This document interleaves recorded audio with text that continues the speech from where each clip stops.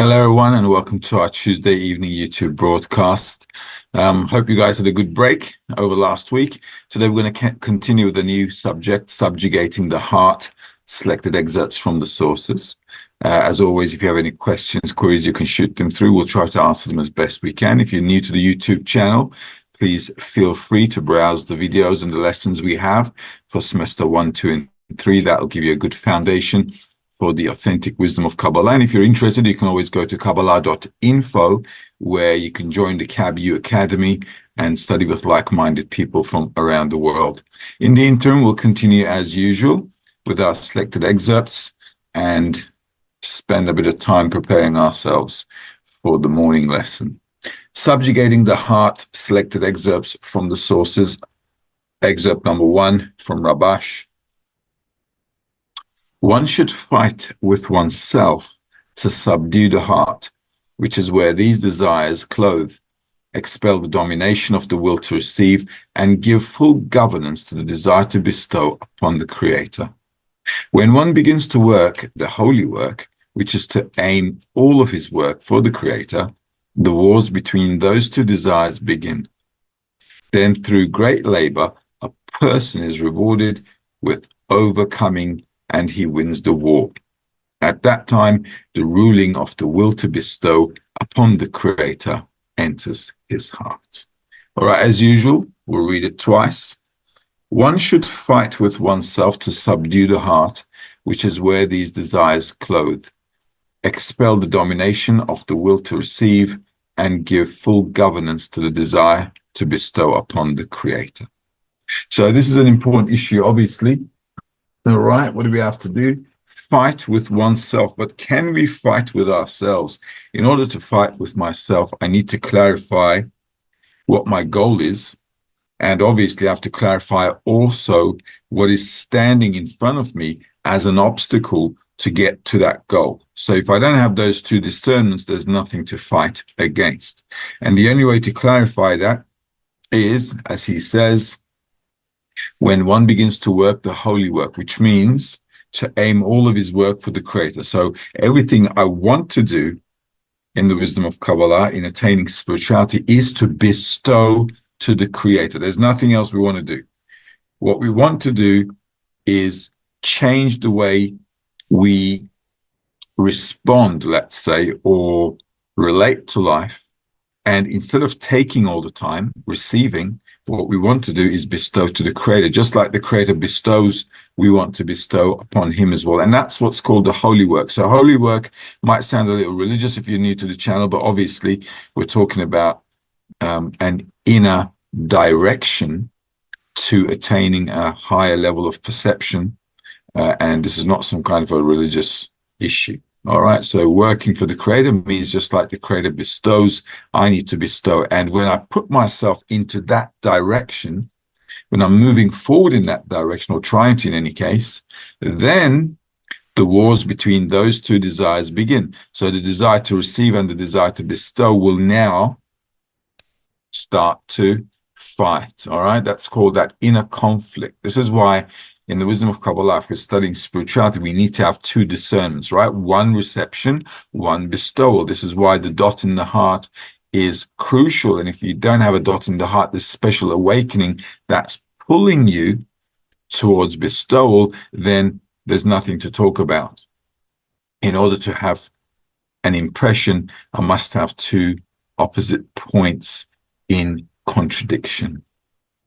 Then, through great labor, a person's rewarded with overcoming, and he wins the war. So obviously here we have to put a bit of a fight on. Now, the great labor he's talking about is obviously the continuity of the work. It's very much impossible to defeat our desires. But what happens is when we begin to realize what is against bestowal and what is for bestowal, then I can begin to discern and identify the problematic features that I've got in me, the traits that I've got in me that are like against spirituality, against bestowal, against the love of others and bestowing. Now, overcoming those is a bit of a drama. Why? Because we're created with these traits and personality features, and defeating them is a problem, right? It's not going to happen.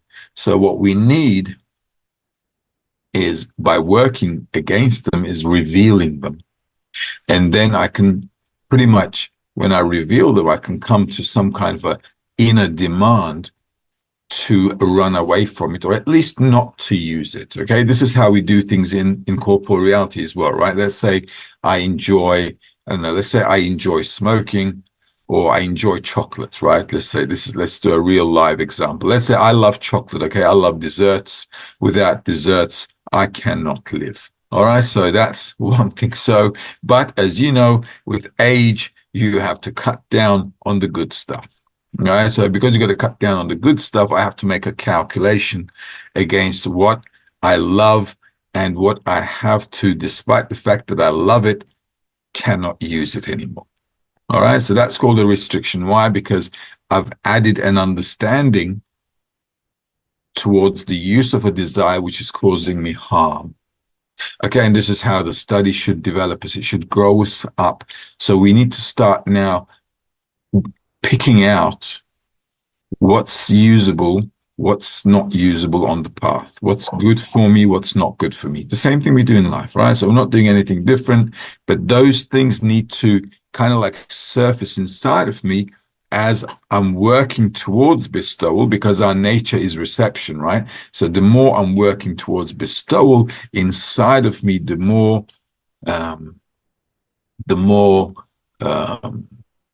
what could I say? Resistance starts to awaken towards bestowal. And those are the things I've got to like start looking at and start saying to myself, oh, that's not good for my health. That's not good for my health. So I've got to like put them aside. At that time, the ruling of the will to bestow upon the creator enters his heart. Now, once we start doing this war, okay, we're going to get some help. And that's why it's called a person is rewarded. This is why I said we can't really change ourselves, because this is how we're created. But if a person wants to change, he's kind of given this help. And that's what he's talking about here, that a person is rewarded. He's getting help from the creator for wanting to make this change. And this is why when we want something in life, when we really desire something in life, what happens? We kind of attract that to us, don't we? So a person's desire is a very powerful thing. So if you desire something, if you want something, you're like kind of pulling it to yourself. Just like kids, they want to grow up. So they're running around doing all kinds of things in order to grow up. What are they doing? They're kind of bringing their future to themselves, right? So they're kind of like nearing their future. And that's how they're growing up. So we have to do the same thing. So this process of this inner conflict, this war that we're going through inside ourselves, is actually the same thing as kids growing up. All right. This is why kids are always doing naughty stuff, breaking stuff, they always break their toys as well. They want to see what's inside the toy, don't they? So you buy them a toy, and what do? They break it, because they're curious about what's inside the toy as well. So it's not just about playing with it. They want to dissect it. They want to break it up. They want to see what's going on. And this is exactly how we should be treating our spiritual life as well. We really want to go inside. We want to like dissect. It's like these onion rings. Okay, you want to get to that sweet, soft spot where it tastes really nice and juicy. And that's where you're going to find out all these things which we need to work with and deal with. All right, excerpt number 2. You guys give me a heads up if there's a question, okay? Now we're going on to excerpt number 2. All right. This is also from Rabash, from the article Come On to Pharaoh. One will not think that he can submit his evil inclination by himself. Rather, as it is written, man's inclination overcomes him every day. Were it not for the help of the Creator, he would not overcome it. Hence, one should not say that he cannot defeat his evil, for he must believe that the Creator will help him. Let's read that again. One will not think that he can submit his evil inclination by himself. Now, this is important. You know, in Turkish, we have a saying, you get to know a person once. Okay, what does that mean? It means people don't change, right? So once you get to know somebody, that's it. This is how they are. They're not going to change, all right? And this is exactly the situation in our spirituality as well. We cannot change. We cannot change ourselves either. So what needs to happen is that I need to come to a state by working where I need to understand what my situation is that I'm a desire to receive for myself. I need to realize and see how bad that is. And from the understanding of the evil, I come to the desire to change myself, but I can't change myself. I come to the desire to change myself. Now, if I add a little bit of intellect to what I'm going through, and that's through the articles of Rabash and Baal Salam, right? So what do they want to do? They want to add to us wisdom so we can clarify what we're going through internally, right? So if we smarten up a little bit, he says, well, I'm going through all this stuff, but I can't overcome my evil inclination by myself. Okay, so what do I have to do? Rather, as it is written, man's inclination overcomes in it every day. So my evil inclination is supposed to defeat me every day.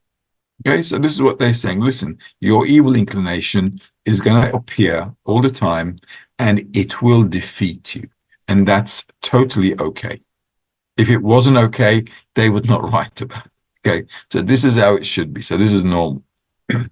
Were it not for the help of the Creator, he would not overcome it. So we obviously need some help from above. This is the same thing, like I said, with kids. In order for them to grow, they need help from above, which is their parents or their older siblings and so on. So if we don't get help from above, it's very hard for us to grow by ourselves. It's actually impossible. So what we have to do is get some help from the Creator. Hence, one should not say that he cannot defeat his evil, for he must believe that the Creator will help him. So sometimes we get a lot of people depressed because they see there's a bad trait in them and they can't overcome it. That's not a problem because you're not asked to overcome what you are. You're asked to realize what's bad and you're required to want to change it. And that's why the Creator's help is necessary. And that's why there's a thing called a prayer. All right. So a good prayer, a correct prayer, is when I'm doing the work and I understand there's some bad traits in me. And then I understand that these are against my goal, which is bestowing and the love of others. Then I need to ask the Creator for help so I can overcome these. Okay. Just like kids get our help to overcome. Now, sometimes asking the Creator for help sounds a little, mystical, where we're going to get this help from. But we need to understand laws of nature do not change. All right. So what we have to do is put ourselves in an environment where there is this force that we can take to overcome our inclination to move forward. And that's called this upper level. So the group, the society that we're in, that we're studying with, is what we call that upper level. So if everybody's working towards the Creator, right, if we're intending to correct ourselves, okay, that means we're in an area where everybody's dot in the heart, the inclination to bestow to the Creator is all in one cup, all right? So we're all in one little bundle. So then here, because the dot in the heart is specifically aimed at the Creator, this is where we can mingle the dots in the heart and get power and force to overcome. Okay, this is why by using the environment, we can start to behave differently. All right, this is also true in corporeality as well. The environment can help a person overcome bad habits. All right. This is why there's like organizations like Alcoholics Anonymous. All right, perhaps you heard about them in the US, in Australia, and so on. So people go there to get some help. Why? Because there's an environment there where a group of people, they have a common problem and they want to overcome it, right? So by working together and supporting each other, they refrain from doing the things that cause them to drink alcohol and so on. So they actually help each other out, but they're all on the same boat. They're all in the same boat. They all have the same problem. Okay. But they understand the problem. They have a desire to overcome the situation. And by helping each other out, they can go above their desire. So it's the same kind of format. This is nothing new, because this is by using the force of the environment, a person can elevate oneself above his or her current state. That's called using the environment. So if we want to, elevate ourselves spiritually, we have to use the environment the same kind of way. So I have to think about, well, where do I get the force? Well, I need to get the force where there's an environment which is directed at overcoming the desire to receive and to apply principles of bestowal to others. Okay. And by doing so, we're always intending to bestow to the Creator. Okay. And that's how it needs to be. Okay. And for he must believe that the Creator will help him. Well, how can we believe that the Creator will help us? Well, that comes with experience. So if I do the work, we should get some experience along the way where I feel like I am getting some kind of help overcoming my desire to receive. All right, any questions? We have questions. Let's take a look. Metahan's asking, how to stop comparing myself to others? Others means literally everyone. What do you mean, like the people on the outside? Yeah, you don't need to worry about people on the outside. You need to worry about the people on the inside. Okay, why? Because we're studying internality. All right. On the outside, you need to do what you need to do to have a normal life. Okay. What's a normal life? Not that extreme and not that extreme. Somewhere in the middle where the majority and everybody is living. Okay. And everybody therefore has to arrange for themselves a logical, normal corporeal life where you have family, kids, work, job, that kind of stuff. Those are all the important things. So stop comparing yourself to other people. All right? You get depressed. Why is to be praised bother a person? Why a person irritates from being praised? If somebody is giving a good example to the friends, we should praise him because that gives strength to everybody else. All right? And that's the important thing. So don't think about yourself when you're getting praised because you did something good for the friends. Think about the force, the motivation, the power you're giving to others and not how you're feeling. Isoke is asking, does everyone in the 10 need to feel that they have the same problem? What to do if a friend in the 10 does not agree that we have the same problem? Well, look, everybody can also have personal problems. Okay. But what is the real problem? Okay. There's only one problem. The obstacles that are being revealed in me that are stopping me from nearing myself to others.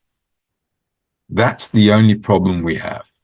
Okay. And that's the drama because we don't want to do actions to bring ourselves closer to others. Now, if a person is trying to do that and discovers that he or she cannot do that, then that's the time for a person to have a desire to be close to others. And that's also called a prayer. All right, because a prayer is the work in the heart. So I want to get close to others in order to get close to the Creator. Okay, so I have to first think about why I want to get close to others. I want to get close to others because I want to attain this attribute of love and bestowal towards others, because that's the quality of the Creator. And if I'm close to his qualities, I can feel the Creator, because reality is perceived according to how close I am to what I want to feel. Okay, same thing with my eyesight, what I hear, what I taste, everything. So that degree of change allows us to flip our perception of reality, which brings us closer to the Creator. So our only problem is we don't want to get close to the Creator.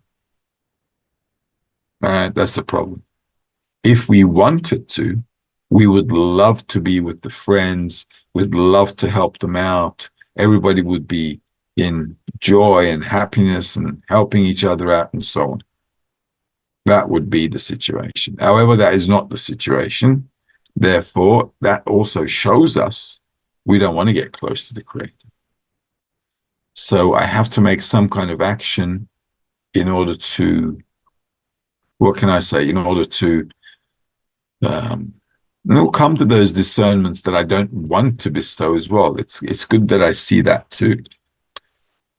All right, but individuals also need to discover in them their individual issues as well. But overall, this is the only problem we have. All right. Also, if there is a general problem and only one friend doesn't agree, you can sometimes ask somebody else from another 10, or you can ask your group coordinator or something, or somebody from, B'nai Baruch. You can say, listen, we've got a problem like this, but one of the friends doesn't, agree. What should we do? Also, getting an idea from others is not a bad thing. This is what we do in life as well, right? When I have a problem, corporeality as well, incorporeal matters too, right? At work or whatever. If there's something I don't know, I don't understand, I ask someone who knows. I ask someone with experience. So we can do that kind of stuff. We can get together with other people, other tens, get some opinion, and so on. Serena is asking, what exactly is the importance of being in a 10 and studying with them instead of just learning Kabbalah by yourself alone? Why do I need the 10? And what does it mean to choose your 10? That's a nice question. What's the importance of being in a 10 and studying with them instead of studying by myself? Well, look, when you study by yourself, it's like you got yourself a bunch of books about how to swim, and you're trying to learn how to swim from books. And then I come to you and say, Serena, do you know how to swim? You say, of course I know how to swim. I read 100 books on how to swim. So I go, okay, let's go for a dip. And you go, wait a minute, I've never been in the water. All right. So, the 10 is the water where you got to put your feet in. All right. So we're learning from the articles, the books on what our nature is, what the Creator's nature is. But we don't really know until all of this comes out. And all of this is only going to come out if we work face to face. It's like, I don't know, it's like, when you're a teenager, you sometimes look at a person and you say, oh, I love that person.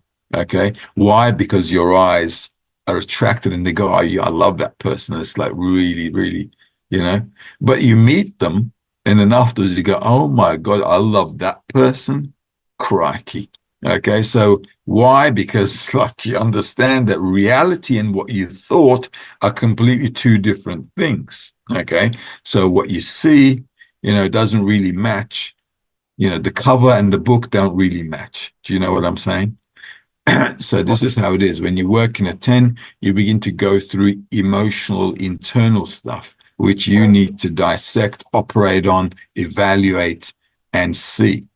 And that's why. That's why we need the 10. Without another person, without other people that I interact with, I can't have any emotional feedback. Imagine reading a book on a mountaintop and you're thinking about it and so on. You'll just become a philosopher. You're not really going through the emotions. Okay. And group means I'm going through the emotions. So I'm practically working on myself. That's why we need the 10. And what does it mean to choose your 10? Choose your 10 means that in the work, I have to stick my head in there, nullify myself in order to get feedback at an emotional level, which I need to then evaluate with what I've learned from the books and the articles. So this is why the lessons and the 10, they kind of like go hand in hand. So on the one hand, I'm learning. On the other hand, I'm applying. So I'm constantly learning and applying. It's like breathing. I'm breathing in, breathing out, breathing in, breathing out. It's like the heart is, pulling in and pumping out, pulling in and pumping out. So the group then becomes this mechanism where I'm actually growing up in it. All right. It's like going to school. I go there and I learn.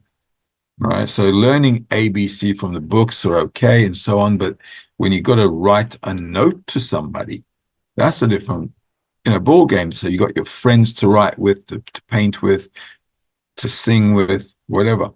And that allows you to grow up. And we always grow up with other people around us. This is why we send kids to school as well. When you homeschool kids, there's a danger that their social abilities will not develop. And humans are social creatures. We need other people.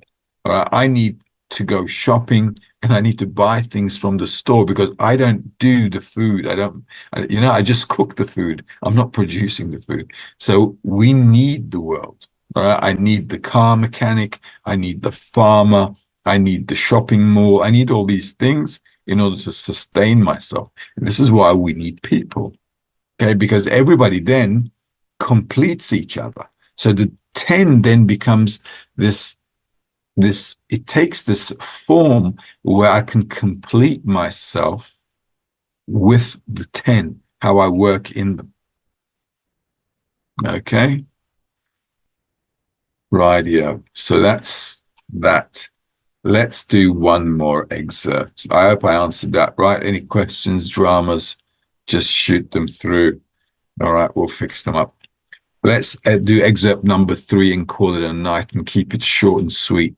This is Rabash, excerpt number 3 from the article, Your Strength to the Torah. If a person wants to succeed in the Torah, which is studying the wisdom of Kabbalah, right? Torah means teaching and light. He must see that the desire to engage in Torah is stronger than the rest of the desires in him, and then they will surrender to it because the strong has the power to subdue the weak.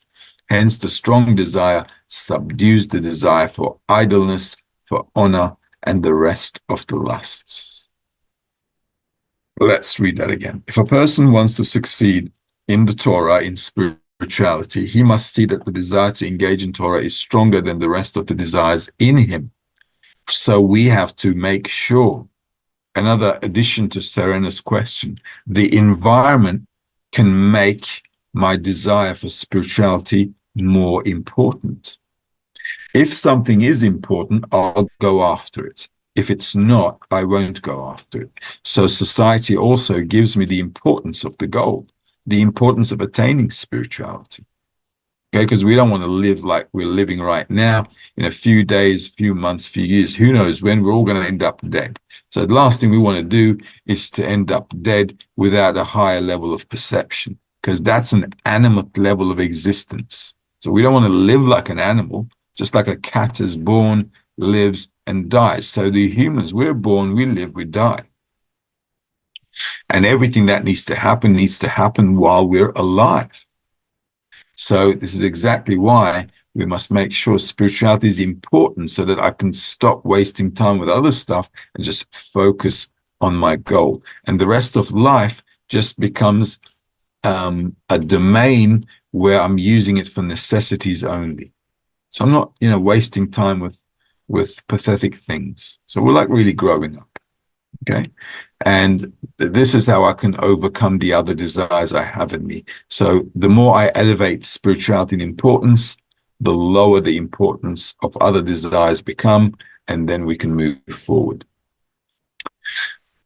And then they will surrender to it because the strong has the power to subdue the weak. Hence, the strong desire subdues the desire for idleness, for honor, and the rest of the lusts. So the greater the importance of spirituality, which I can attain with my work, with the environment, with the friends, the stronger I can resist and overcome all the other desires that are related to corporeality or to other things that are just pretty much nonsense if you think about it. Over time, we study the wisdom of Kabbalah. Over time, we don't even listen to the news much, unless something that's dramatic. You don't want to be wasting time listening to all kinds of comments and all kinds of things that are going around, because there are 8 billion people with 8 billion opinions and comments. And, who really wants to waste time on that when we just want to focus on what we want to get in life and what we want to attain? So soon, hopefully, also the new generation, I think, as time moves on, will pretty much get bored with all the social media as well, as humans get bored with everything they come up with. All right, so we'll call it a night. Hopefully, it was good to go over a few things. Next week, we'll continue. We'll go on to excerpt number 4. So how we can actually subjugate our desire to receive by using the environment and the importance of the study. In the interim, have a good week and have a good weekend. All the best. Bye-bye.